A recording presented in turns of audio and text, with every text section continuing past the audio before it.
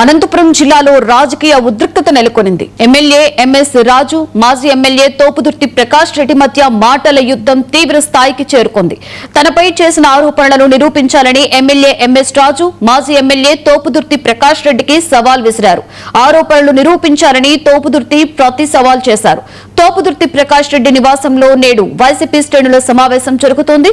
ఇదే సమయంలో MLA MS రాజు నివాసానికి ప్రభుత్వ విప్ కాల్వ శ్రీనివాసులు చేరుకోగా పెద్ద సంఖ్యలో టీడీపీ కార్యకర్తలు అక్కడికి తరలి వస్తున్నారు. ఇంటి దగ్గరికి రండి, నేనుందా మీకోసం ఎదురు చూస్తా ఉన్నా.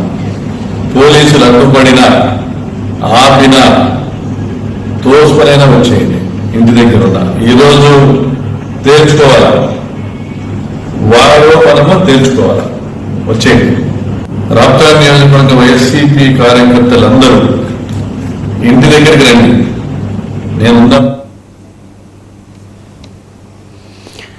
ఇరు వర్గాలు పోటాపోటీగా కార్యక్రమాలు నిర్వహించేందుకు సిద్దమవుతుండటంతో ఎలాంటి అవాంఛనీయ ఘటనలు జరగకుండా పోలీసులు అప్రమత్తమయ్యారు. భారీ పోలీసు బందోబస్తు ఏర్పాటు చేశారు. టీడీపీ శ్రేణులపై రాళ్ల దాడికి తోపుదుర్తి ప్రకాష్ రెడ్డి స్కెచ్ వేసినట్లుగా తెలుస్తోంది. ఇంట్లో మారణాయుధాలు ఉన్నట్లు, తోపుదుర్తి ఇంట్లో రాళ్లు ఉన్నట్లుగా పోలీసులు గుర్తించారు.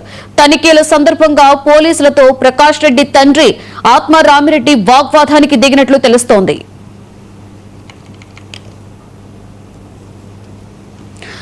ప్రస్తుతం ఎంఎస్ రాజు, తోపుదుర్తి ప్రకాష్ రెడ్డి నివాసాల వద్ద భారీగా పోలీసు బలగాలని మోహరించారు. పరిస్థితిని ఎప్పటికప్పుడు పర్యవేక్షిస్తూ శాంతి భద్రతలకు ఎలాంటి విఘాతం కలగకుండా చర్యలు తీసుకుంటున్నారు.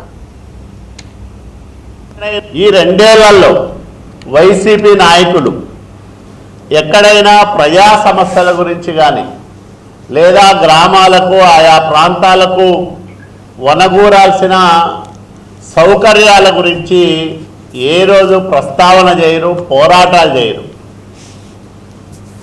వ్యక్తిగతంగా దూషించడం, లోకేష్ బాబు గారిని, చంద్రబాబు నాయుడు గారిని, పవన్ కళ్యాణ్ గారిని దూషించడమే పనిగా పెట్టుకొని వైసీపీ నాయకత్వం పనిచేస్తూ ఉంది.